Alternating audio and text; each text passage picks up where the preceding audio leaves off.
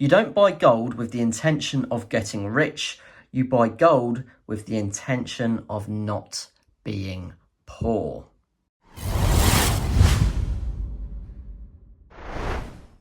Hello future investors and welcome back to another weekly episode. Now the top 1% of gold holders. Is that you? And does that put you in the millionaire club of being the top 1% of gold stackers?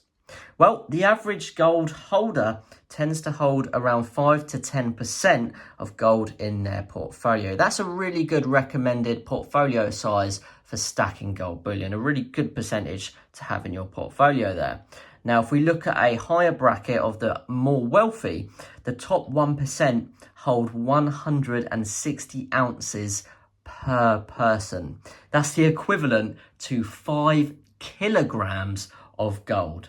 A seriously large amount. You can see the differences when you get up into those higher percentages.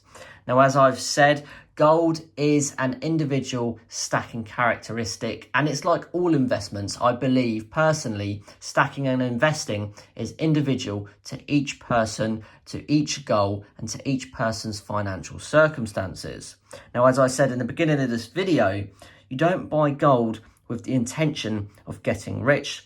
You buy gold with the intention of not being poor. And I think that's a really important fact to remind ourselves sometimes, is that gold is not really an investment to make you money. Gold is an investment to hedge against that inflation, to hedge against that uncertainty of the economic future, of the financial stability.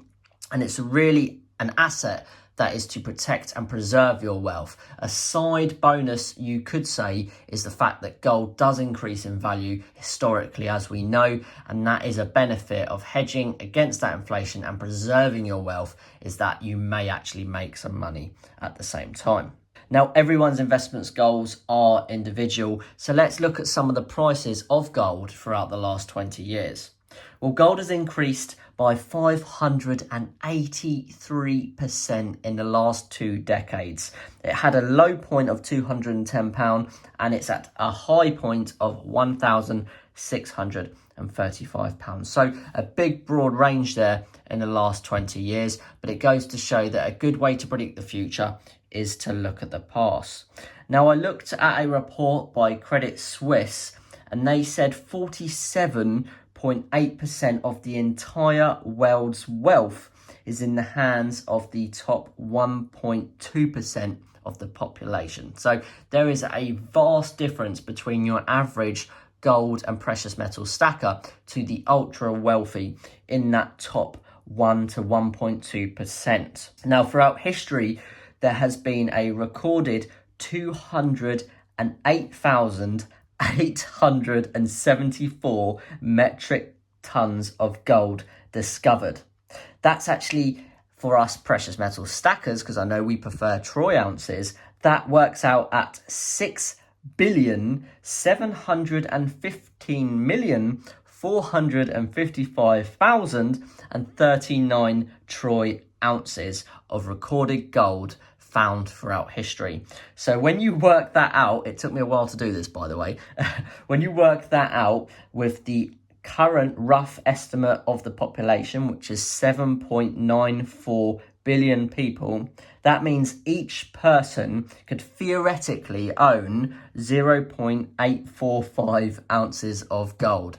So there is on paper, theoretically, enough gold discovered. I think that's an important point to mention, that there could be a person in the world with a little bit of gold. Everyone could have a little bit of gold. But as we know, that's not the case. And there is major differences. You have things like banks that hold, I think it's like 5% of the world's equivalent of gold. So there is certain areas that hold vast majorities, normally countries and banks, that hold a huge amount of that gold. So it's never going to be distributed to every single person around the world.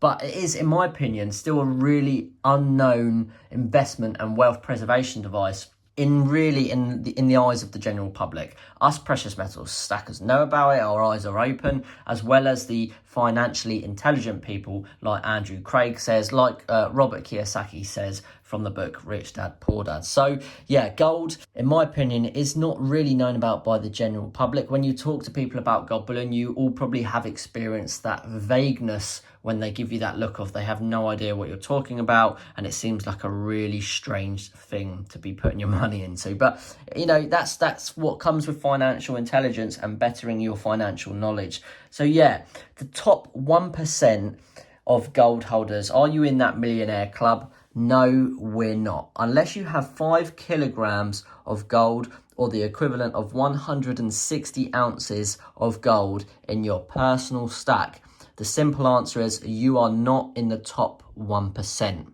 of gold stackers. But does that really matter? No, of course it doesn't. Each investment goal is subject to every individual person's characteristics, financial circumstances, and desires that they wish to invest for. Some people are only investing in gold or precious metals for a retirement. Some are investing in it as an inheritance to avoid that inheritance tax to pass down to their generations. And some are using it to preserve their wealth and maybe then sell off that gold to invest it into property or other assets. So there is many different reasons why people invest into precious metals. But as I always say to people who ask me in the comments when they ask, what should I buy, coins or bars? How much should I spend on my first investment? I always say it's better to have some gold than no gold. And on that very point, I'm going to leave it there, and let me know in the comments what you think about this topic below. Thank you very much for watching all the way till the end. I appreciate your time, and a big shout out to the channel members.